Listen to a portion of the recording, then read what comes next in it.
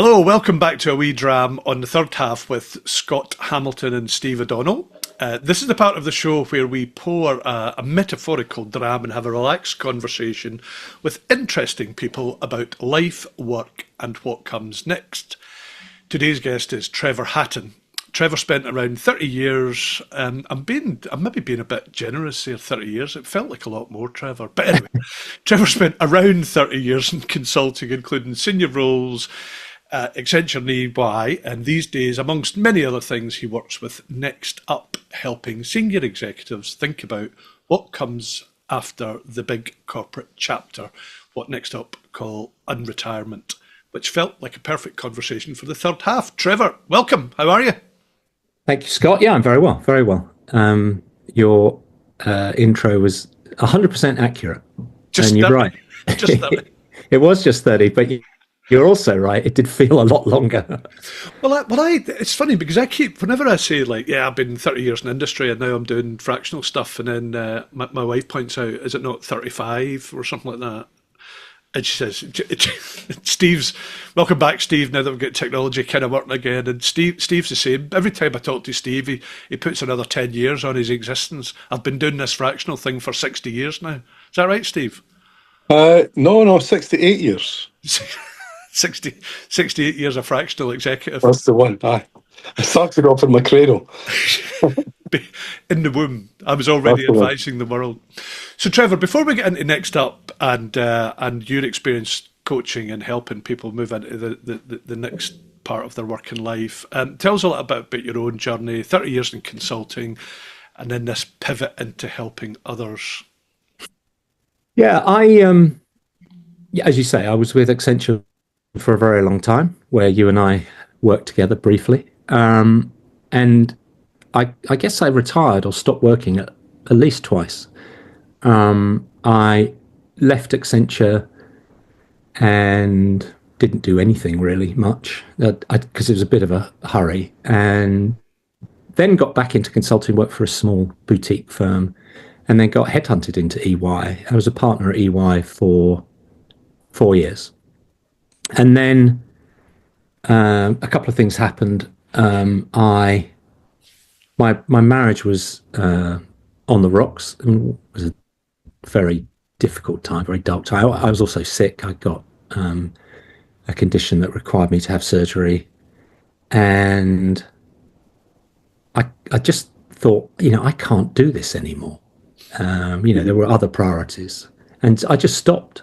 I resigned from EY, and I don't think people typically do that. I think the firm was a bit surprised that I just said I've got to go. So of course I had no plan. I hadn't really thought about it at all. And I guess what I've come to realise since doing the work that you very kindly referred to is that is not at all unusual.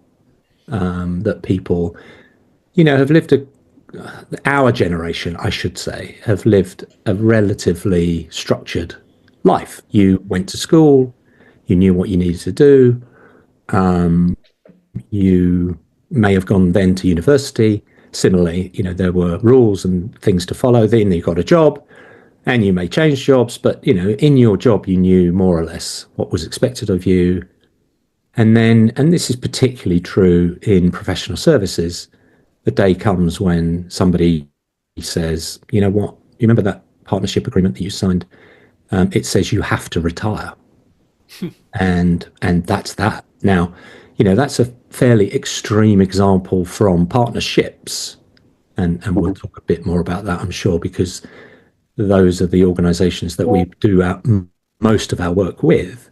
But again, it's not entirely uncommon. People may be part of a redundancy program, or people may simply have got to a point where they don't feel they're actually learning anymore or growing anymore. But a lot of people will not have given a single moment's thought to, what do I do next? And in some ways, it's often a bit worse than that, because people expect things to happen that don't happen. The days when a client or a friend or somebody you knew sort of pats you on the back and says, don't worry, I'll take care of you. It just doesn't happen anymore. So I think people who expect that, everything will be okay and something will turn up are often disappointed. And sometimes it's much more traumatic than being disappointed. Sometimes it's actually, it takes a real toll on people's mental health. Mm-hmm. And of course, at the point you leave corporate life, you could do anything. I mean, the world is your oyster. You could go and continue doing something similar to what you've done. You could start to explore interests. You could spend more time with your family and your children, and you could go traveling, and a lot of people find the fact that you could do anything unhelpful, because again, there are basically no guidelines. It's hard to find somebody who will help, be professionally helpful. And as I'm sure you recall, it was never seen to be a good idea to ask for help, ever. And again, we see this is quite a big distinction between men and women, I have to say. Men in particular find asking for help in this sort of situation really quite difficult. And so it's a traumatic time. It was for me. And I've worked with Next Up now for 6 years, and I've met hundreds of people, and that experience is very common. So, listen, that's really interesting. Thank you for that, and thank you for being very open about your own situation. And it was quite interesting, one thing that you had said there, which you didn't realise that was more common than what it is, that, because I think everybody, there's not that many years between the three of us, but you have this sense that I'm going to control this, I'm going to decide what and when and everything else. And then suddenly, a bit like you did, you had a life-changing, perhaps linked to life-changing moments.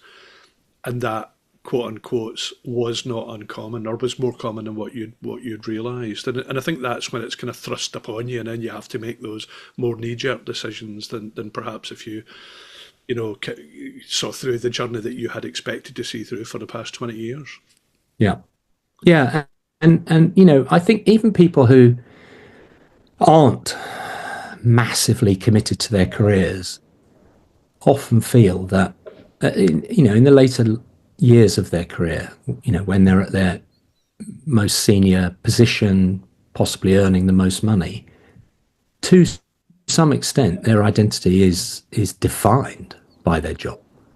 And the moment you stop that role, and there may not be something immediately ready to pick up, it's not extreme to say, I don't think, that it's an identity crisis. I mean, and again, it depends, but the more senior you are, the more debilitating it can be. I remember hearing a story from somebody who was the chief executive of one of the UK's largest PLCs, a real part of the fabric of the UK economy, who stepped down and genuinely. And he had been to Number 10, many, many times as part of the economic advisors group that governments often put together. And he was actually quite surprised that it turns out that David Cameron really wasn't his friend. And he laughed about it. He could see how deluded that was, because of course it was the position, not the person, that was important. And I think coming to terms with that can be quite hard. Why hasn't David Cameron phoned me back? Well, David Cameron's got other things to do, I suspect. He has got other things to do. So listen, I like the phrase that the Next Up and use about unretirement. Yeah. Yeah. I mean, you want to kind of share that with us a little bit, and what does that actually mean? Well, in practice? we kind of cast around really for a term, because if I'm honest. Look, it's absolutely fine if people want to have, I suppose, what you might call a conventional retirement. Actually play a lot of sport, travel a lot, don't actually do any paid or unpaid work, anything that, and that's fine. And some people do. Increasingly, though, people may do that for a little while. Again, it's quite common that people want to stop and take a break. And it could be 6 months, it could be 12 months, it could be a couple of years, and literally, quote unquote, do nothing.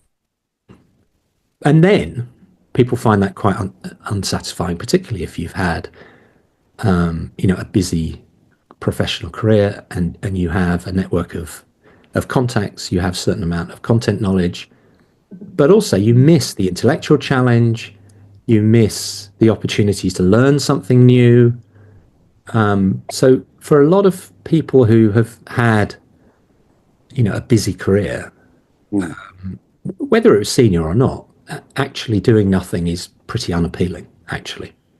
And then, of course, there are all sorts of challenges in your personal life if you have relationships, if you have a spouse, if you have children. The fact that you're no longer working, it's a significant change to your family dynamics.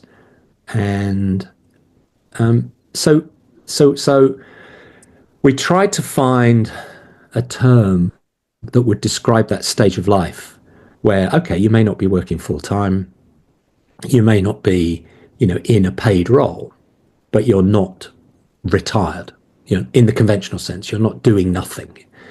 You're not just playing sports or traveling. And unretirement was just the term we came up with. It's also a little bit taboo as a word. We talk often about networking and meeting people and having coffees and just, staying in the flow. And somebody gave me a really useful piece of advice, which was, when you meet someone, at drinks or a party or whatever, and they ask you, as they inevitably will, what do you do? Don't say I'm retired because it's a conversation killer. Because what do you say? There's no comeback to that. He said, even if you're doing nothing, say, well, I'm thinking about this, or I've got a plan, or I'm talking to, or make something up. Is that because they think it's like, well, you're at the end then? And that's why that's why Steve and I, we talk about the third half, because it doesn't quite exist, like. No. Again, it's a choice, isn't it? It's a choice that anybody can make. But increasingly, we meet people who, they're in their mid-60s maybe, or earlier. Some people take retirement earlier than that. Mm-hmm. And they're full of energy, full of ideas, full of enthusiasm, and aren't clear where to take that. Mm-hmm. And that's why we called it Unretirement. Steve, you looked as if you were just about to come in there a minute ago. I think senior retire is a bit like saying you're an accountant at a cocktail party. It completely kills the conversation, right? Yeah, I remember that.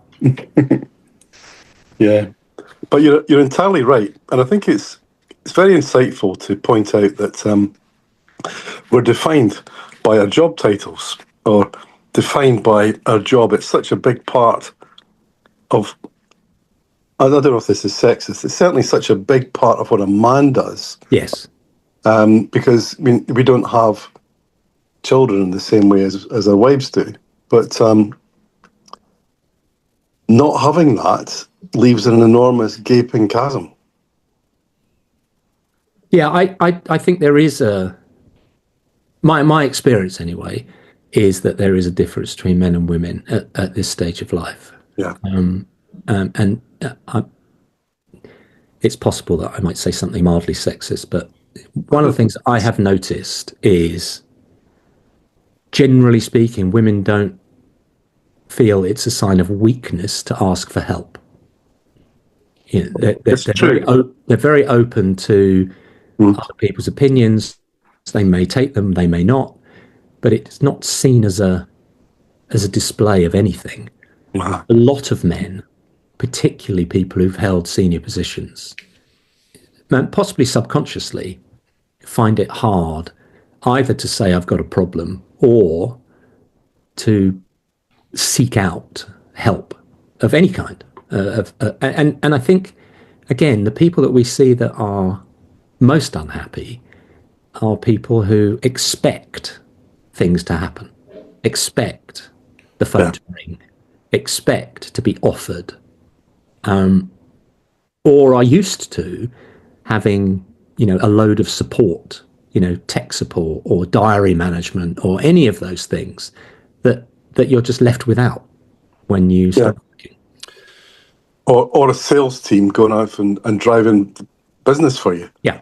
Whatever it might be. Yeah. There's lots of adjustments, big and small. Mm-hmm. So just before we get into that and all those kind of what perhaps are micro adjustments there, you touched on something about the loss of kind of almost assumed status. You lose that, the titular aspect of it. I'm no longer MD, CIO, partner, whatever, senior such and such. I hadn't quite appreciated how much of a challenge that would be psychologically for people. So are you seeing that more again than you perhaps expected to see it? That there's a combination of that I'm now quote unquote retired, which has a stigma around it. So I need to think about unretiring, and I'm no longer a CX something. Yeah. We're talking about this in general terms, and of course it depends. It depends who people are and how their self-worth is defined. Mm-hmm. One of the things that we try to do, and I think it helps, is to put a group of peers together, people who were in a similar position to the one that you find yourself in, or increasingly you're going to find yourself in. Because when we work, we try to get people together who are a few years away from retirement rather than actually on the verge of it. But we put a panel of people together who are several years further down the track. And it's partly to give people ideas, partly to say, there's a million things you could do. But it's also partly to display people who have gone through that journey, Scott, exactly the same bereavement. Everyone knows the change curve. Well, guess what? This is a huge change in your life. So you will go through some dark times. Most people do, and then come out the other side. And what is really remarkable about these people that we talk to is how they're not defined by seniority anymore. And people will often say, I'm the happiest I've ever been in my life. Partly because I don't have people looking over my shoulder and checking up on me anymore. Partly because I can manage my own time. I can do as much or as little work as I want. Mm-hmm. All of those senses of freedom are very therapeutic. But of course, you wouldn't know unless you could find somebody to talk to who is 5 or 6 years down the track from where you are. And that's what we try and do. We try and put peer groups together just to say, I understand it's difficult and it's quite alarming to think about what am I going to do next when you don't have a clue and haven't given it any thought. Yeah. But to meet people who have experienced that and come out the other side is really helpful. There's another nuance, Trevor, I think, where quite often when you put down the main single job that you've got and you move into a portfolio style career, quite often, certainly for senior people, you're quite likely to move into a non-executive or advisory role. And actually, it's a very, very different way of working. Yeah. And frankly, it's much more satisfying. Yeah. Because you're able to leverage all those decades of experience, all the mistakes that you ever made, and try and help the other guys avoid those mistakes. So Yeah. the double bubble, I think there. No, again, we're very lucky in that we often get headhunters to come and talk, and we almost always try and get somebody who's involved or runs the board practice. And there's one guy in particular who talks about making the way that a board works, the way that advisors work, your study. Studying how these things work, because guess what? There's a lot to learn, and it's not the same as what you've just experienced. And to be effective in an advisory role or as a mentor or as a board member, whether it's a large company or a small one, should be the subject of study. Yeah. And it's so quite interesting there that you said two things slightly contradictory, but I can imagine that they both exist, which is you've got some people coming with no idea and some people coming with loads of ideas. Yeah. So it's part of what you do and others do is to help them navigate through that, because and Steve and I have talked about this a lot, and okay, I'm going to do a bit of charity, I'm going to do a bit of consulting, I'm going to do a bit of pro bono, I'm going to do a bit of gardening, four things, and then if you don't find that you're getting two or three of those four things within the first couple of months, you feel as if you're failing and you're taking a step backwards.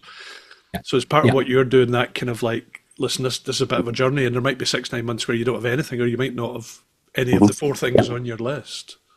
Again, one of the things that's a huge privilege is I meet people and they jot down what they say and remember what they say. And one of the things that somebody said is, don't expect the path to be linear.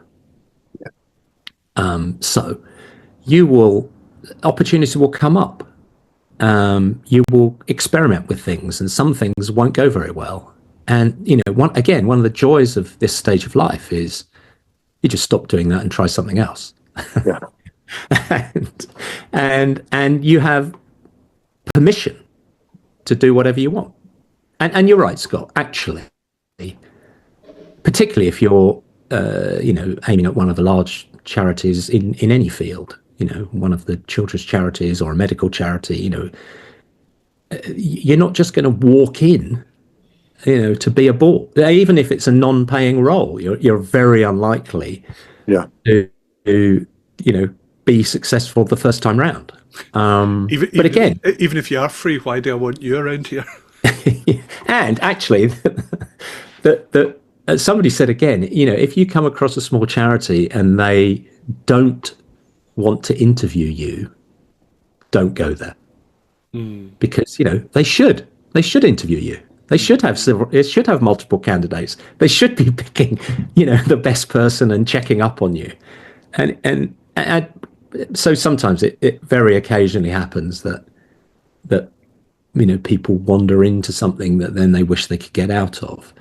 But the reverse is much more common, that you suddenly decide you really want to help with, a children's cancer charity, let's say. Well, you're going to have to think about that as a business opportunity. You're going to have to think about your CV and write it in a particular way. You're going to have to think about how you answer difficult questions at interview. But ultimately, again, this is something that we talk about in general terms because it's hard to be specific. What all of the people that we come across who say, this is the best time of my life, I've never been happier, are all doing something that is purposeful to them. Yeah. They all have decided that they are passionate about helping young entrepreneurs, or they really, they suffered from a disability or disadvantage in their childhood, and they want to make sure that doesn't happen to other people. Those people are just like you and me, but they're unbelievably inspiring. And often they never got any of that in their corporate life because, that wasn't their job.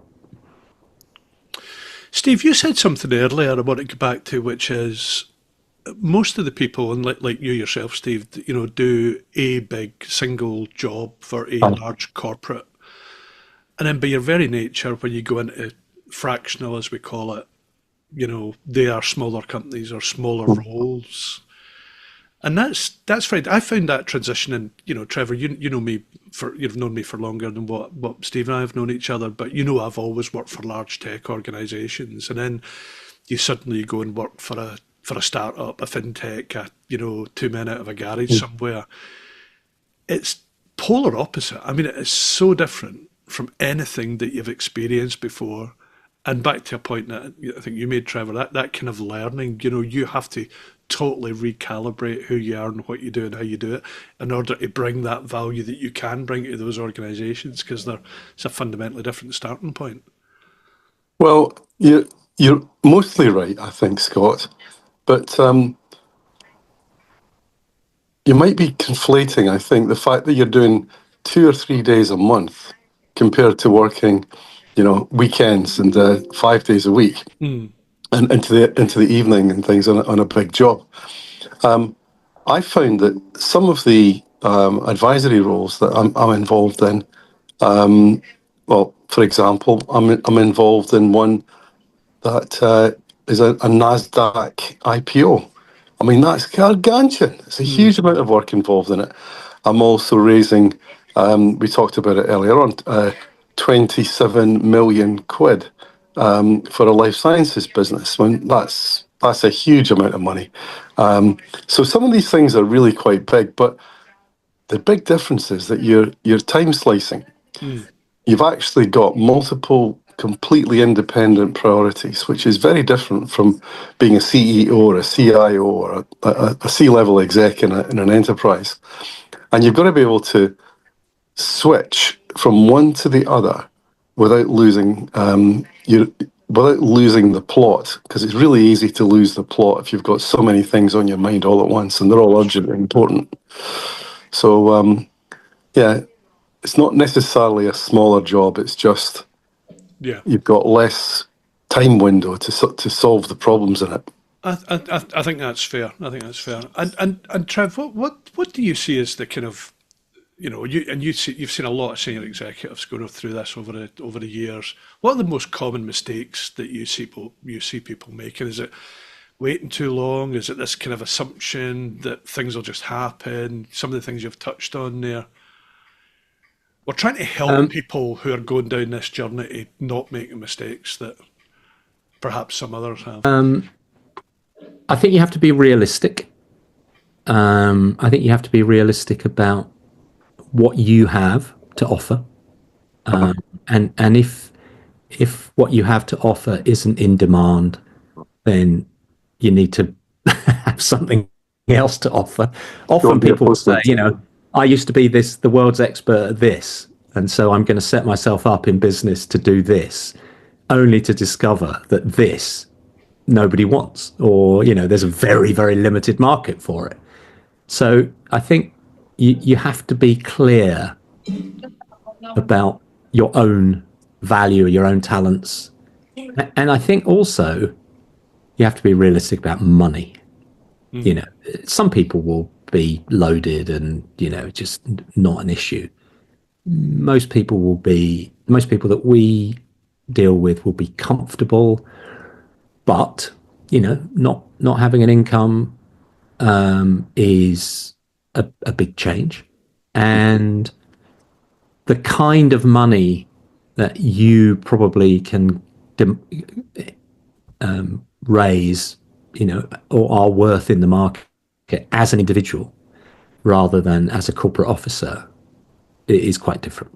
And again, that can be that whole financial side of things can be quite a reckoning. I mean, we did a survey not so long ago of a large number of professionals and simply asked them, how many days of work do you think you want to work and how much do you want to earn? And this was at the extreme end.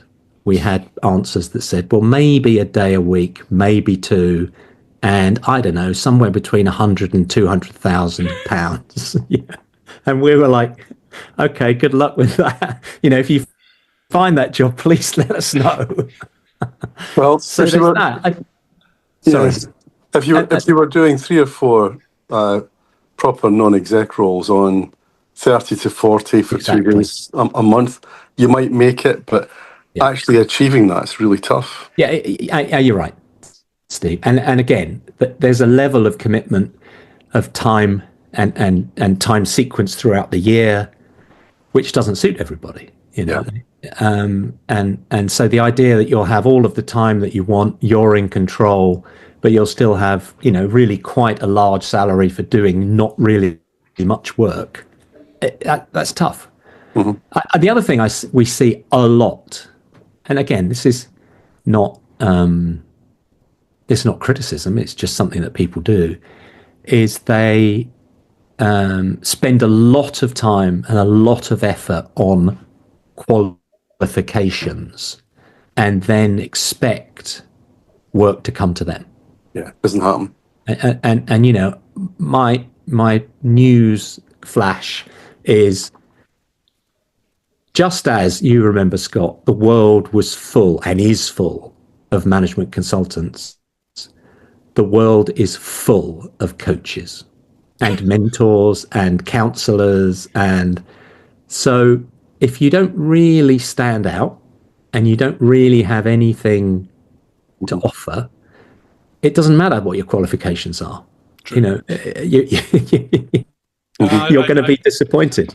Listen, I absolutely hear that, and I think everybody wants to be a coach, don't they? And And lots of people take coaching courses, and that's fine. That's absolutely fine. But you need to be, again, realistic about where is the opportunity. And just perhaps just wind up in the next 5 minutes. But you talk a lot about work-life balance and through Next Up, and again, I think this is a really important thing. And what are you observing about people getting that kind of balance right? Is that the kind of starting point of, I want to get some work life balance here. Can you help me with that? What does that actually truly mean? Because I think the work aspect still gives a lot of balance. It helps drive people emotionally, mentally, physically, and get up and out and networking and everything else. So for me, it's not an either or; they kind of meld together. But Yeah. what's your experience on the whole work-life balance thing? Yeah, at the risk of repeating something I said, actually, one of the things that we try and encourage people to do is think about what's important to me, and kind of redefine work around that, because there's lots of people who are really fulfilled and really driven are not earning money. They're doing these things because it's a passion, or it's something that they're really interested in, and that's their work. It's not leisure time. They put effort into it, but it's orientated around what's important to them, what's their purpose in life. And I know that sounds grandiose, but it starts to resonate, because it is a kind of vague term that people can then put their head around. And actually, once you ask people, so what is important, and what skills and talents do you have, and how can you align one with the other, people discover quite extraordinary things about themselves. We have people who went back to university, who wrote a book, who became actually quite a successful painter, who founded a charity for people with a certain disadvantage that he suffered from in his childhood. I guess my answer, Scott, is it kind of depends how you define work. Yeah. And I think once you've done that and really thought about it, it's actually easier to balance, because your life and your work in some way becomes more closely aligned. that sounds like a cop out? I'm sorry. Does No, that? no, it doesn't. But actually, it's exactly how I feel about things like that. That my life is my work is my life, and my wife hates me saying that. But I get great fulfillment out of the work part of work-life balance. It's not like you have to kind of like they're not separate. Yeah, and I think the big difference at this stage is you've got the opportunity to find work. You've got the opportunity to think about what's important. What do you want to give time to? Sometimes what do you want to give money to? Which again is not an opportunity that you particularly had when you were working, because there was always a deadline. Shareholder pressure. Steve, any final thoughts before we wind up here with Trevor? Apart from, I think this is a really interesting conversation. Although I've been doing this for some time, I don't think I've quite had the clarity of thought that Trevor brought to it around, who are you and the definition of yourself and your work, and how that dramatically impacts your feelings of self-worth. That's a really insightful point. So thank you for bringing that up and explaining it. Thank you for summarising it like that. That's really helpful, actually. Yes, Trevor, I'll send that little clip to you so that you can use that Please do. for the next time. But listen, I think every time we talk to somebody about this, and we've had new fractionals on, people that have been at it for a long time, like Steve, there's always something new and additive here to it.